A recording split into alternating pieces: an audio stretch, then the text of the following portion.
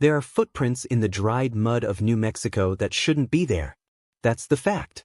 It sounds like a throwaway detail, a bit of trivia for a Sunday morning, but when you let the weight of it really land, it breaks every timeline we've ever built for ourselves. These tracks, found in White Sands National Park, were pressed into the earth 23,000 years ago. That is 10,000 years before humans were supposed to be able to cross the ice sheets into North America. You are looking at the stride of a teenager carrying a small child, walking through a landscape filled with giant ground sloths and mammoths. They were barefoot. They had no map. They had no backup. And somehow, they were exactly where they were never supposed to be. This is the paradox of human travel. We are the slowest, softest, most vulnerable long-distance movers on the planet, yet we managed to occupy every corner of the globe before we even invented the idea of a wheel. You wouldn't have survived that walk. You have shoes with arch support, GPS on your phone, and a climate-controlled car, and you still get tired walking from the back of a parking lot. So, how did a bunch of hairless primates with no claws and mediocre vision conquer the horizon? It wasn't just luck, and it wasn't just wandering. It was a calculated, high-stakes gamble against extinction. The secret is written in a thin, white layer of salt crust that stayed on their skin and followed them from the savannas to the sea. Most people believe the myth that ancient humans were just aimless drifters.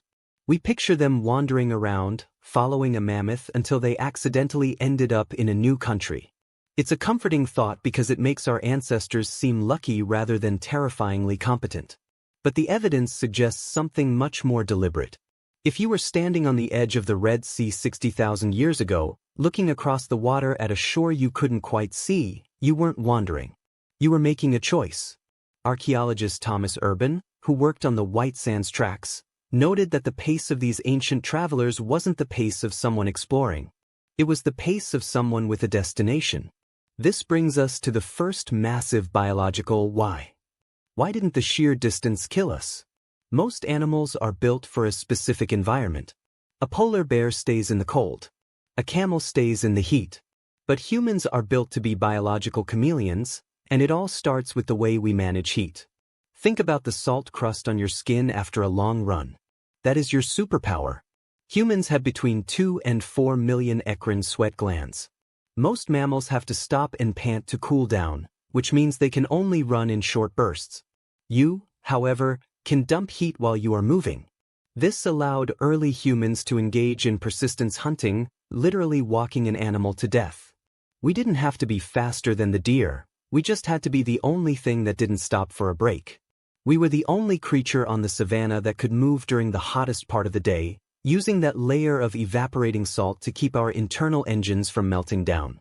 This gave us a temporal monopoly on the landscape.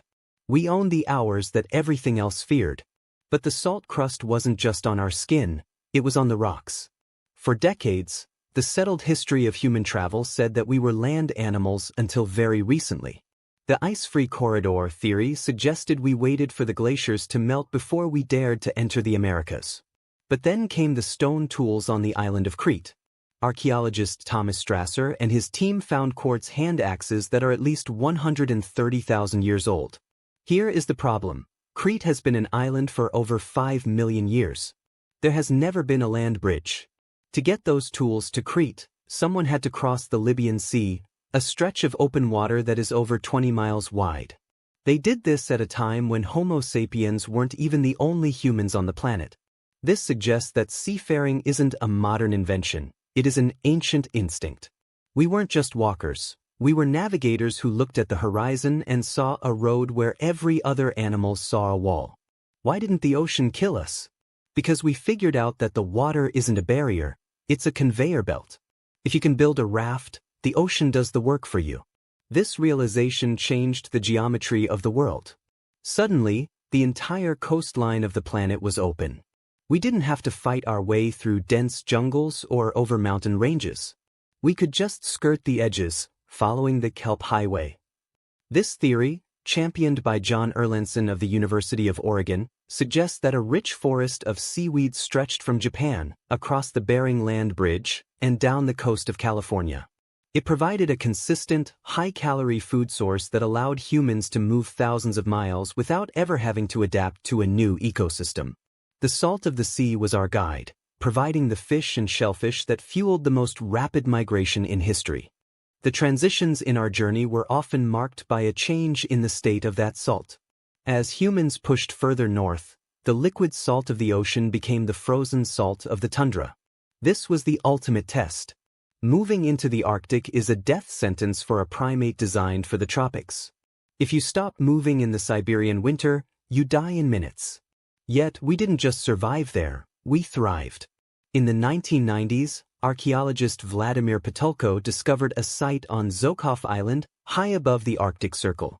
He found evidence of human habitation dating back 9,000 years. But the wow factor wasn't just the tools, it was the bones. He found the remains of dogs that had been selectively bred. These weren't wolves and they weren't just pets. They were sled dogs. The skeletal remains showed specific wear patterns on the vertebrae, indicating they were pulling heavy loads. This is a massive technological leap. By partnering with another species, humans effectively invented the first engine. A team of dogs allowed humans to move hundreds of miles across the ice, carrying enough gear to stay warm and fed in a place where no plant life grows. It turned the most hostile environment on Earth into a flat, fast highway. Why didn't the cold kill us? Because we learned to outsource our movement. We stopped being just a biological entity and became a symbiotic one. We used the energy of the dog to overcome the friction of the snow, all while our own bodies remained encased in furs, preserving that precious heat we had spent millions of years learning to manage. This brings us to a reality check moment. There is a common myth that ancient travel was a lonely affair, one brave explorer venturing into the unknown. The reality is that travel was a massive, data-driven social network. You didn't just walk into the dark, you walked toward information. David Reich, a geneticist at Harvard, has used ancient DNA to show that human history is a series of ghost populations. We see genetic signatures of groups that no longer exist, but who left their DNA in us as they moved. These weren't isolated tribes. They were constantly meeting, mating, and trading information. You traveled because someone told you what was on the other side of the hill. You traveled because you were part of a lineage that viewed the entire planet as a single, connected map. We have found obsidian tools in sites hundreds of miles away from the nearest volcano. We have found Mediterranean shells in the middle of the European continent. This implies the existence of trade routes that were active tens of thousands of years before the first city was ever built. We weren't just moving ourselves, we were moving ideas. The travel wasn't just physical displacement, it was the construction of a global brain.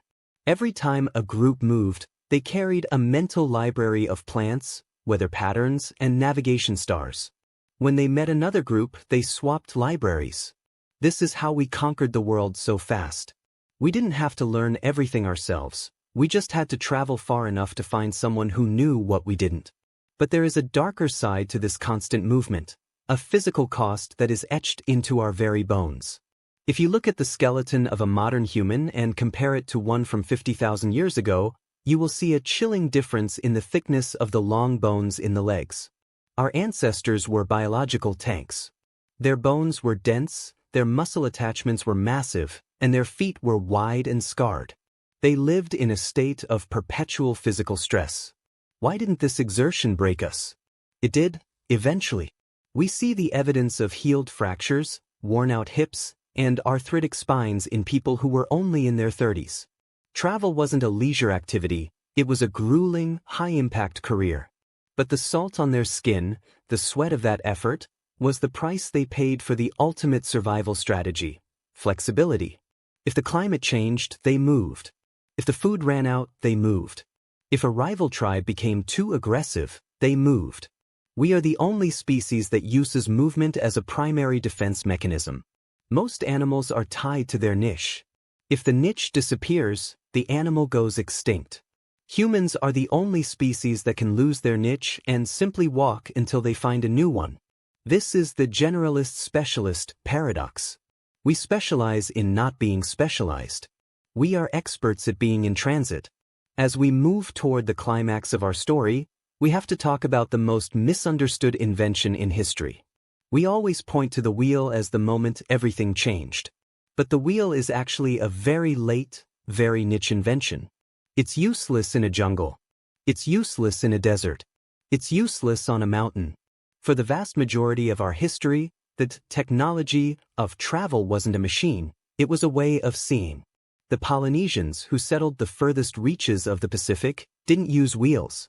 They didn't even use maps in the way we understand them. They used wayfinding. They could read the tells of the ocean, the way a specific wave refracted off a distant island, the color of the underside of a cloud, the flight path of a ferry turn. They could navigate 3,000 miles of open water with nothing but their own senses. This is the ultimate wow fact. Humans had colonized almost every habitable island in the largest ocean on Earth before the Romans had even finished building their first paved roads. We didn't need the wheel to conquer the world. We needed the ability to turn the environment itself into a compass. The salt spray on a navigator's face wasn't a nuisance, it was a data point. They could taste the salinity of the water and know if they were getting closer to an estuary. They were living, breathing GPS units. The biggest reveal, the one that reframes everything we think we know about our past, comes from the dirt itself. We used to think that the Great Migrations were a one-way trip, that people left Africa and just kept going. But new genetic research is showing that ancient travel was a two-way street.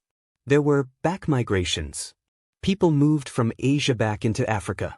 They moved from the Americas back into Siberia.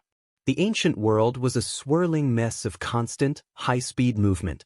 We have found the genetic traces of basal Eurasians, a group that lived in the Middle East and acted as a sort of prehistoric Grand Central Station, sending people out and receiving them back for millennia. This changes the entire narrative. We weren't settling the world. We were occupying it. The planet wasn't a series of distant lands to be discovered, it was a single, massive neighborhood that we were constantly walking through. The idea of a home country is a modern invention. For an ancient human, home was the 5 miles around their feet, and that home moved with them every single day. Why didn't this instability destroy our societies? You would think that a group that is always moving would never be able to build anything lasting. But the opposite is true. The act of traveling is what forced us to become social. You cannot survive a 1,000-mile trek alone.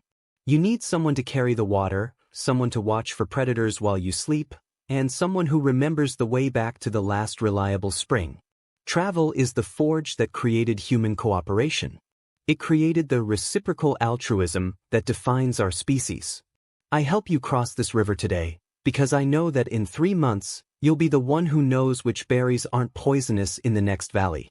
Our capacity for complex language likely evolved not just to talk about the present, but to describe the elsewhere. We needed words for the mountain that looks like a tooth and the river that tastes like iron. We traded stories like we traded salt, using them to preserve the memory of paths we hadn't walked in generations. So, when you look at those footprints in white sands, you aren't just looking at old mud. You are looking at the foundational truth of being human. We are a species of the road. We are designed to be uncomfortable with the horizon. Every bone in your foot, every sweat gland in your skin, and every neuron in your brain that craves novelty is a relic of a time when staying still was the most dangerous thing you could do. We didn't travel because we wanted to see the world. We traveled because we had to become the world.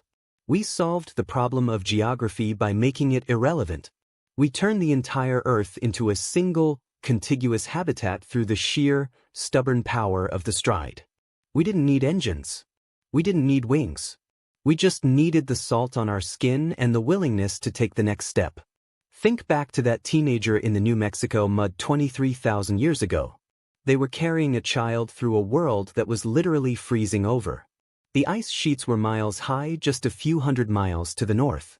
The wind would have been a razor. Every step was a risk of a broken ankle or a predator's ambush. There was no promise of a better life on the other side of that basin. There was no new world, to them, just more ground. Yet, they didn't stop. They didn't hunker down in a cave and wait for the end. They adjusted the weight of the child on their hip, felt the grit of the earth between their toes, and kept walking. They left a trail that would stay hidden for 20 millennia, waiting for us to develop the technology to see it. And what do we see when we look at it? We see ourselves. We see the same restless, driven, slightly insane impulse that makes us build rockets and deep-sea submersibles. We are still that teenager. We are still carrying the future on our hip, walking into a landscape we don't fully understand, hoping that the next horizon holds the answer. But there is a chilling finality to those tracks that we often overlook. If you look closely at the White Sands site, you'll see something haunting. In some places, the human tracks are overlaid by the tracks of a giant ground sloth. The sloth crossed the human's path, paused, and then reared up on its hind legs, sensing the scent of the predator that had just passed. The human didn't even slow down. They weren't afraid of the giant. They were the thing the giant was afraid of. We weren't the victims of the wilderness, we were the apex of its mobility. We didn't just travel the world, we took it over by outwalking everything else that lived. And as you sit there now, in a world where you can reach the other side of the planet without ever breaking a sweat, you have to ask yourself, what happens to a species built for the horizon when there are no horizons left? We have traded our salt crust for a sedentary life, and our biological GPS for a screen. We have solved the problem of distance so well that we have made ourselves prisoners of our own comfort. Does that change how you look at your own feet? Does it change how you feel when you see a line on a map? We are the descendants of the people who never stopped. Every one of your ancestors, for 300,000 years, successfully completed a journey that should have killed them. They survived the deserts, the ice, the oceans, and the mountains. They survived because they were the only ones who could turn sweat into survival. They were the salt of the earth, quite literally. And that brings us back to the physical reality of that opening image. When you look at those ancient tracks in the New Mexico sun, you aren't just looking at a footprint. You are looking at a warning. Because the most terrifying thing about those tracks isn't that they were made 23,000 years ago. It's that they are heading in a straight line, with a steady, unwavering pace, right into the unknown. They didn't look back. They didn't hesitate. And that same ghost step is still vibrating in your own DNA, waiting for the moment when the world changes again and we have to remember how to walk. The salt crust on your skin after a long day isn't just waste, it's a receipt. It's the proof of a debt paid to the horizon. We are the masters of the long walk, the kings of the persistence hunt, the primates who refuse to be told where the world ended. It's a quiet, definitive argument for our own resilience. We traveled the world because we are the only thing on this planet that can't stand to stay in one place. And if you ever find yourself wondering if we have what it takes to survive the next great shift in our history, just remember the teenager in the mud. They didn't have a plan. They didn't have a map. They just had a destination they hadn't seen yet. If they could walk across a world of mammoths and ice with nothing but their bare feet, then maybe we are capable of more than we think. But we have to be willing to get moving. We have to be willing to let the salt build up on our skin again. Because the horizon isn't going to come to us. It never has. It's waiting for us to take the first step, just like we always have, in a straight, unwavering line, until the earth itself runs out. If you enjoyed this deep dive into the hidden history of how we became a global species, consider subscribing to join us for the next investigation. We're constantly looking for the stories that are hidden in plain sight, from the bottom of the ocean to the edge of the atmosphere. And I want to hear from you. If you could walk anywhere in the ancient world, knowing what you know now, which migration route would you want to see with your own eyes? Would you want to stand on the Kelp Highway, or see the first sled dogs on Zocoff Island? Let me know in the comments. We read every one of them, and they help us decide where we're going next. Until then, keep an eye on the horizon. There's always another story waiting just past the edge of the map. And as we've seen today, the most important part of the journey isn't the destination. It's the fact that we had the courage to start walking in the first place. That is the most human thing there is. That is the ghost step we all share. And it's the only thing that has ever truly moved the world forward. The salt crust is still there, if you know where to look. It's in the way we build our cities, the way we plan our vacations, and the way we feel that strange, restless tug in our chest when we see a road we've never been down. It's the legacy of 100,000 years of sweat and stride. It's the physical detail that connects you to the teenager in the mud, across an ocean of time that feels impossible until you realize it was just a series of steps.